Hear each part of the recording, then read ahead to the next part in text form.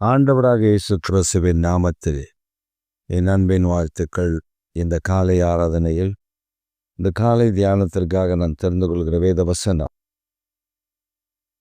ஏசாயா தீர்க்கதரிசன புஸ்தகம் 40ஆம் அதிகாரம் 4ஆம் வசனம்.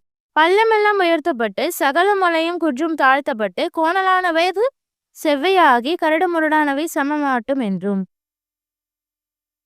பள்ளங்கள் எல்லாம் உயர்த்தப்பட்டு சகல மலைகளும் குன்றுகளும் தாழ்த்தப்பட்டு கோணலானவைகள் செவ்வையாக்கப்படும், கரடுமுரடானவைகள் சமமாக்கப்படும்.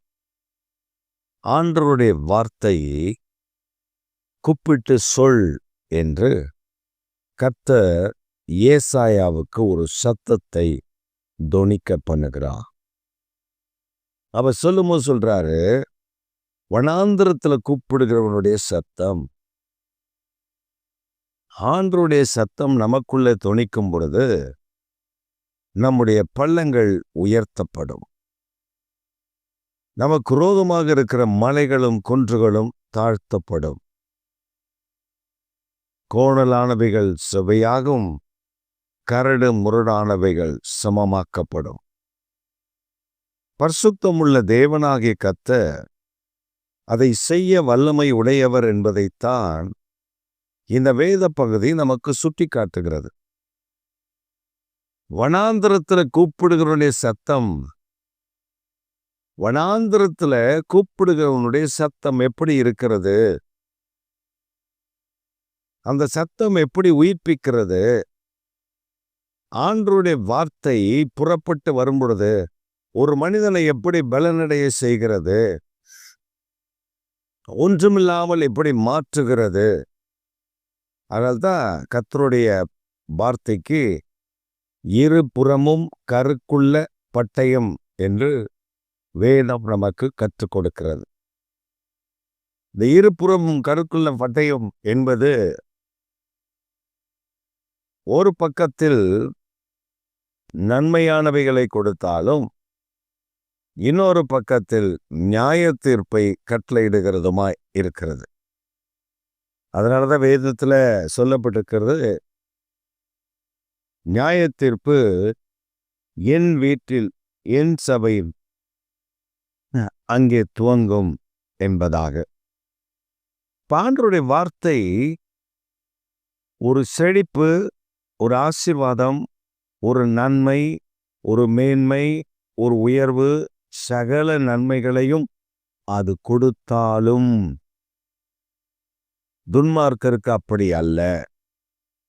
இதைத்தான் ஆண்டவர் இஸ்ரவேல் ஜனங்கள் வனாந்தரத்துல புறப்பட்டு வந்த பொழுது, அவர்களுக்கு விரோதமாக பார்வோனுடைய சேனை பின்பாக துரத்தி வந்தபோது, இஸ்ரவேல் ஜனங்களுக்கும் பார்வோனுடைய சேனைக்கும் நடுவாக ஒரு மேக ஸ்தம்பத்தை நிலைநிறுத்தின கர்த்தர். அந்த மேக ஸ்தம்பம் இஸ்ரவேலருக்கு வெளிச்சமும், பார்வோனு கூட்டத்தாருக்கு அது இருளும் அந்தகாரமுமாய் இருந்தது. இப்படித்தான் கர்த்தருடைய வார்த்தை தேவனுடைய பிள்ளைகளுக்கு அது பயங்கர பெரிய நன்மைகளை, மேன்மைகளை, வெளிச்சத்தை, ஆசீர்வாதத்தை அது கட்டளையிடும். ஆனால் அதுவே கர்த்தருடைய ஜனங்கள் அல்லாத துன்மார்க்கனுக்கு அது பயத்தையும் திகிலையும் நடுக்கத்தையும் கட்டளையிடும். நீங்க எப்படின்னு கேட்கலாம். அப்போஸ்தலர் நடவடிக்கைகள் புஸ்தகம் 9ஆம் அதிகாரத்தில் தமஸ்கு பட்டணத்தை நோக்கி சவுல் என்கிற வாலிபன் பிரதான ஆசாரியனிடத்தில் ஒரு லெட்டர், ஒரு பெரிய கடிதத்தை பெற்றுக்கொண்டு தமஸ்குவில் உள்ள சீஷர்களை, சபையை துன்பப்படுத்தும்படி அவன் மிக தைரியமாக போய் அங்கே துன்பப்படுத்த வேண்டும் என்று திட்டம் பண்ணி தான் இங்கிருந்து போகிறார். போகிற வழியிலேயே கர்த்தர் அவனை சந்திக்கிறார். அந்த வெளிச்சம் மற்றவர்களுக்கு பிரகாசமான ஒரு வெளிச்சமாயிருந்தது. தேவன் தரிசனத்தில் காண்கிறார், அந்த வெளிச்சத்தை கண்டபொழுது அவனுடைய கண் குருடாகிறது, நடுக்கம் அவனை பிடிக்கிறது. ஆண்டவராகிய இயேசு கிறிஸ்துவை பற்றி பவுலும் அவருடைய சீஷர்களும் அவனோடு கூட இருந்த சீடர்களும் பிரசங்கிக்கிறார்கள். அந்த வார்த்தையை கேட்ட ஜனங்கள் பயந்து நடுங்கினார்கள். கர்த்தருடைய வார்த்தை ஒரு மனிதனுக்கு மகிழ்ச்சியையும், துன்மார்க்கமான மனிதனுக்கு நடுக்கத்தையும், பயத்தையும், திகிலையும் கொடுக்கும். இந்த காலை வேளையில் ஆண்டவர் உங்களை அப்படிப்பட்ட மேன்மை உள்ளவர்களாக மாற்ற விரும்புகிறார். யோவான் ஸ்நானகனை குறித்து வேதத்தில் நாம் வாசிக்கிறோம். யோவான் ஸ்நானகனை குறித்து தான் தீர்க்க தரிசனமாக ஏசாயா இந்த இடத்தில் அவரை குறித்து தான் பேசுகிறார். அவர் வனாந்தரத்தில் கூப்பிடுகிற சத்தம். அந்த சத்தம் என்ன செய்கிறது? பள்ளங்களை உயர்த்துகிறது, மலைகளை குன்றுகளை தாழ்த்துகிறது, கோணலானவைகளை செவையாக்குகிறது, கரடுமுரடானவைகளை சமமாக்குகிறது. அந்த வார்த்தை புறப்படும் போது அது பல நன்மைகளை சேர்க்கிறது. அதே சமயத்தில்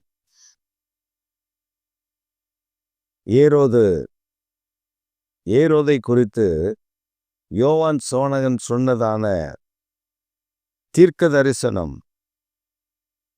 உன் மனைவி, உன்னுடைய சகோதரனுடைய மனைவியை நீ வைத்துக் கொள்ளுவது நியாயம் அல்ல என்று சொன்ன வார்த்தை நிமித்தம்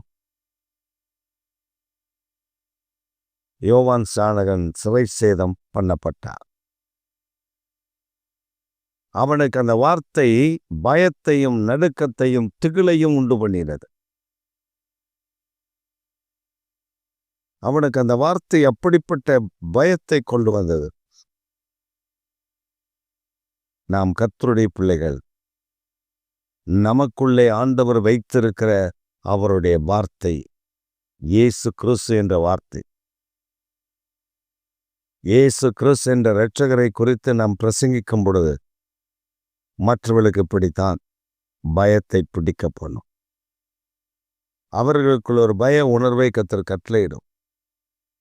அவர்கள் பாவ உணர்வு அடைவார்கள், மனம் திரும்புவார்கள், இயேசுதான் இரட்சகர் என்று சொல்லுவார்கள். ஒரு சமயம் சார்ல்ஸ் ஃபின்னி என்று சொல்லுகிற ஒரு தேவ மனிதன், அவர் தன்னுடைய பிரயாணத்தில் ஒரு புகைவண்டி, தொடர்வண்டியில் அவர் சென்று கொண்டிருக்கிறார். அப்படி புகைவண்டியில் அவர் சென்று கொண்டிருக்கிற சமயம் இவருக்கு அருகில் மற்றொரு சீமான் அமர்ந்திருக்கிறார்.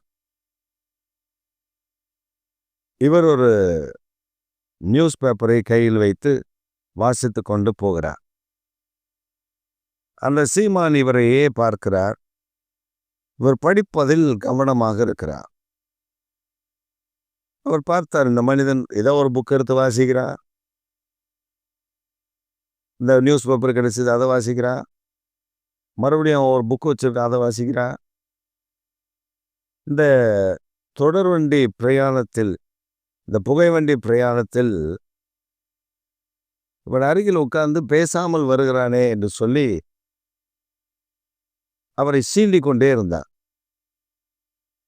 அவர் அமைதியாக இருந்தார். இவரை கிண்டல் செய்து, கேலி செய்து, அவர் உருவத்தை வைத்து, அவருடைய உடையை வைத்து அவர் அப்படி கிண்டல் பண்ணிக்கொண்டே வரும்போது அவர் அந்த நியூஸ் பேப்பரை கீழே இறக்கிவிட்டு அப்படி கண்களை ஏறெடுத்து அவரை பார்த்து என்னவென்று தான் கேட்டார். அந்த மனிதன் அலறி துடிக்க ஆரம்பித்தான். முழங்காலே நின்று ஐயோ நான் ஒரு பாவி, ஐயோ நான் ஒரு பாவி என்று கத்த ஆரம்பித்தான். இயேசுவே இயேசுவே என்று கூப்பிட ஆரம்பித்தான். அந்த சமயத்தில் தானே அவன் இயேசுவை சொந்த இரட்சகராக அறிந்து கொண்டான். அவருடைய சரித்திரத்தில் அவர் எழுதின புத்தகத்தில் அவர் சொல்லியிருக்கிறார், கர்த்தருடைய வார்த்தை. கர்த்தருடைய வார்த்தை நம் வாயிலிருந்து புறப்படக்கூட தேவையில்லை, நம்முடைய கண்களிலிருந்து கூட புறப்படும். அதுதான் கடைசி கால எழுப்புதலின் அபிஷேகம். நம் வாயிலிருந்து புறப்படுகிற வார்த்தைக்கு வல்லமை உண்டு. நீங்கள் ஜெபம் பண்ணி காரியத்தை நடப்பிக்கிற கர்த்தருடைய பிள்ளைகள், உங்கள் வாயிலிருந்து புறப்படுகிற வார்த்தை வியாதிகளை சுகமாக்கும். பிரியமானவர்களே, இந்த காலை வேளையில் உங்களை கர்த்தர் அப்படி பள்ளங்களை உயர்த்துகிறவர்களாக, மலைகளை குன்றுகளை தாழ்த்துகிறவர்களாக, கோணலானவைகளை செவையாக்குறவர்களாக, கரடுமுரடானவர்களை சமமாக்குற அதிகாரத்தை உங்கள் நாவில் வைத்திருக்கிறார். அதை கர்த்தர் இந்த நாட்கள் பயன்படுத்த விரும்புகிறார்.